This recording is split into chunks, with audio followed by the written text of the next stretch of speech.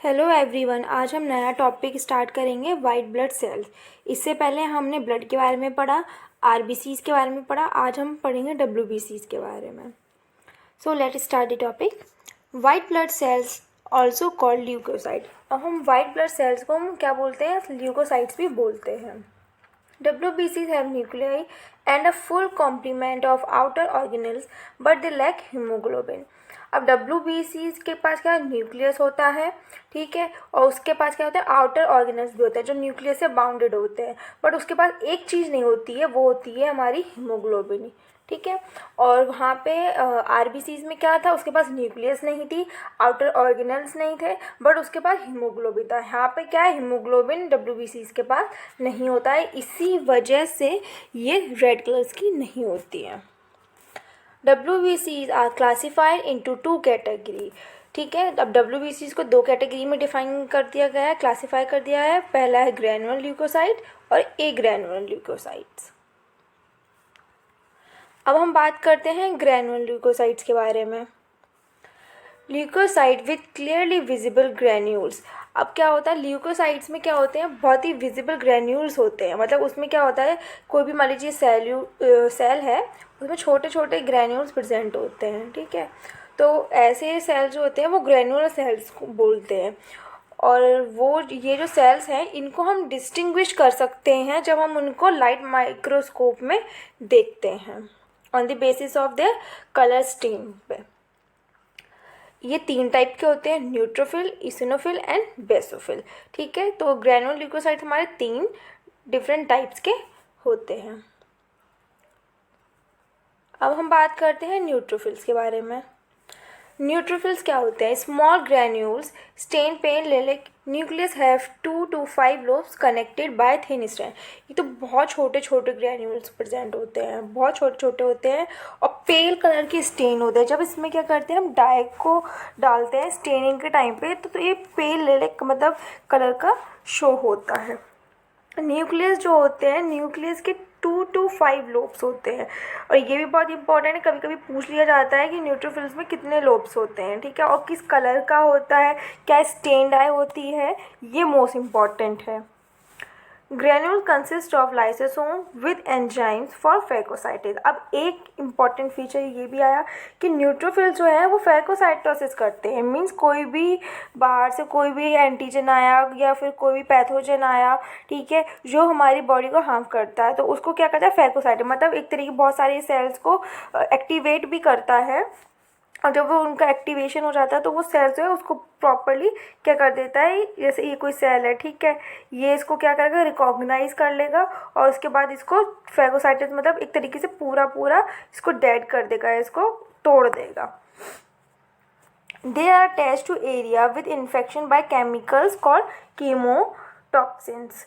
तो ये कैसे, मान लो कोई भी हमारे एंटीजन है जो हार्मफुल एंटीजन है हमारा, या फिर कोई भी पैथोजन है जब बॉडी में आया, कोई भी इन्फेक्शन आया, तो कुछ केमिकल्स को रिलीज़ होते हैं और उन केमिकल के रिलीज़ होने के बाद ये अटैच कर जाता है उस इन्फेक्टेड, ये न्यूट्रोफिल सेल्स हैं, ये वहाँ पे जाके अटैच कर जाती हैं और अपना फैगोसाइटोसिस प्रोसेस कंटिन्यू करती हैं।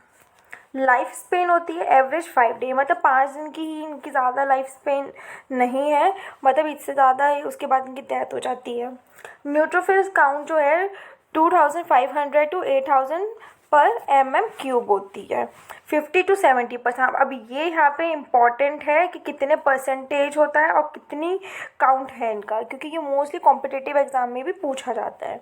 फिर फंक्शन क्या है, स्मॉल होते हैं, छोटे होते हैं, फास्ट होते हैं, एक्टिव स्कैवेंजर्स होते हैं, मतलब वही जो मैंने आपको बताया था कि केमिकल रिलीज़ होता है, वहाँ पे जाके अटैच हो जाते हैं, फिर ये फैगोसाइटोसिस का प्रोसेस करते हैं, तो ये एक्टिव स्कैवेंजर्स होते हैं, मतलब कोई भी इन्फेक्शन से बचाते हैं। तो सेकंड थिंग वही आ गई, protect the body against bacterial infection. कोई भी बैक्टीरियल इन्फेक्शन या किसी और भी टाइप का कोई भी इन्फेक्शन है जो बॉडी के लिए हार्मफुल है, तो वहाँ पर सबसे ज़्यादा एक्टिवेशन में देखा जाता है न्यूट्रोफिल सेल्स का। रिमूव करते हैं डेड सेल्स को एंड इट्स रिमेन्स। और जितनी भी मतलब कोई भी डेड सेल्स हो जाती हैं उसके बाद उसको क्या करते हैं, रिमूव करते हैं, और उनके भी जो भी पार्टिकल्स बचते हैं उनको भी ये रिमूव करते हैं, ठीक है। तो आप ये टॉपिक्स के आप स्क्रीनशॉट भी ले लिया करो, जिससे कि आपके अच्छे से नोट्स भी रेडी हो जाएंगे, या फिर आप इन्हें लिख भी सकते हो। नाउ सेकंड है हमारा ईसिनोफिल्स। अब ये क्या होता है, इनकी क्या कहानी है। ये कंसिस्ट करते हैं लार्ज यूनिफॉर्म साइज ग्रैन्यूल। मतलब अब हमने पढ़ा था न्यूट्रोफिल तो बहुत छोटे छोटे ग्रैन्यूल्स होते हैं, पर यहाँ पे क्या होता है, यहाँ पे बहुत बड़े बड़े ग्रैन्यूल्स प्रेजेंट होते हैं इस सेल में। They stain red orange with acidic dye. अब जैसे इस पे एसिडिक डाई पड़ेगी तो ये कैसे स्टेन करेंगे, रेड और ऑरेंज कलर के। न्यूक्लियस है 2 लोब्स। अभी इसकी जो ये मान लीजिए ये सेल है और इसमें ये न्यूक्लियस है, तो ये न्यूक्लियस जो है ये मोस्टली कैसी होगी, ऐसी ना होगी, ये 2 लोब की होगी, मतलब इसमें 2 लोब प्रेजेंट होते हैं। काउंट होता है 30 to 500 पर mm3 और इसका जो परसेंटेज है वो देखिए बहुत कम है, 2 से लेके 4% तक है टोटल WBCs का। और वहाँ भी वो कितना था, वो 70% तक जाता था, 50 to 70%। और यहाँ पे ईसिनोफिल बहुत ज़्यादा कम क्वांटिटी में होती है। फंक्शन क्या होता है, eliminate parasite like worms using toxic chemical store in the granule. ये भी एक तरीके से जितना भी कोई भी इन्फेक्शन है या कोई भी पैरासाइट या कोई भी पैथोजन है या कोई भी ऐसा हार्मफुल एंटीजन आया बॉडी में तो उसको एलिमिनेट करने का काम करते हैं। Accumulating of eosinophil occur in allergic reaction help in controlling inflammation। मतलब जहाँ पे भी अगर eosinophil वहाँ पे बहुत ज़्यादा प्रेजेंट होंगी तो मतलब इट मीन जहाँ पे हाइपर सेंसिटिविटी होगी, जहाँ पे बहुत ज़्यादा एक तरीके से कोई भी रिएक्शन बहुत ज़्यादा हो गया तो बहुत एक बार देखा ना कि बहुत ज़्यादा हाइपर सेंसिटिव होता है, रैशेज हो जाते हैं, तो वहाँ पे मोस्टली क्या है eosinophils पाई जाएंगी और ये हेल्प करती हैं इन्फ्लेमेशन को कंट्रोल करने में। ठीक है, नाउ थर्ड है हमारी बेसोफिल। अब बेसोफिल की क्या कहानी है, granules are round with various size stain with blue purple with basic dye. अब ये क्या है, ये स्टेन होता है एक तो ब्लू और पर्पल विद बेसिक डाई से, ठीक, इसीलिए। और हाँ एक बात और मैं भूल गई आप लोगों को बताना कि जो न्यूट्रोफिल्स होती है वो न्यूट्रल डाई यूज़ होती है। मतलब एक तरीके से जब ईसिनोफिल हमारी होती है वो एसिडिक हो गई, बेसोफिल हो गई वो बेसिक, और जो हमारी न्यूट्रोफिल है उसमें एक तरीके से न्यूट्रल डाई यूज़ होती है। और इसमें बेसोफिल्स में क्या है, ग्रैन्यूल्स जो हैं वो कैसे होते हैं, राउंड होते हैं या और फिर बहुत सारे वेरियस शेप्स के भी होते हैं। Cytoplasmic granules are packed with heparin, histamine and other substances that promote inflammation.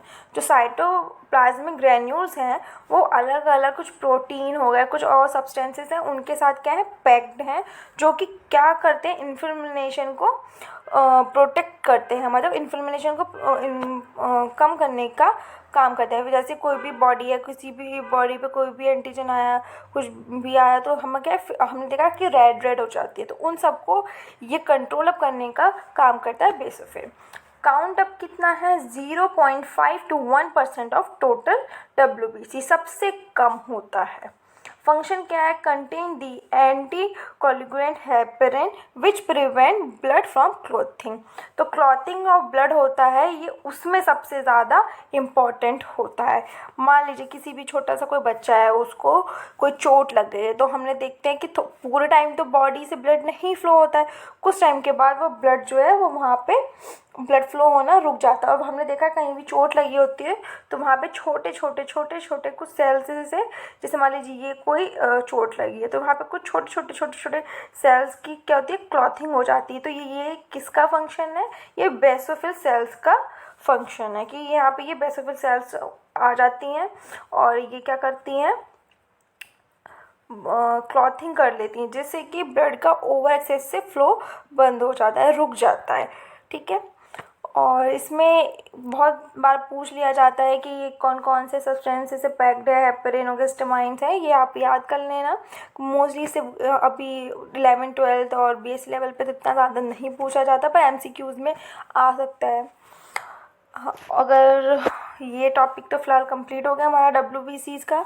अगर आपको कोई भी प्रॉब्लम है तो फिर आप मुझे कमेंट कर सकते हैं, और कोई भी नया टॉपिक जो आपको पढ़ना है या कुछ सजेशंस चाहिए तो उसके लिए भी आप कमेंट सेक्शन में आप DM कर सकते हैं, कोई टेक्स्ट कर सकते हैं। Thank you.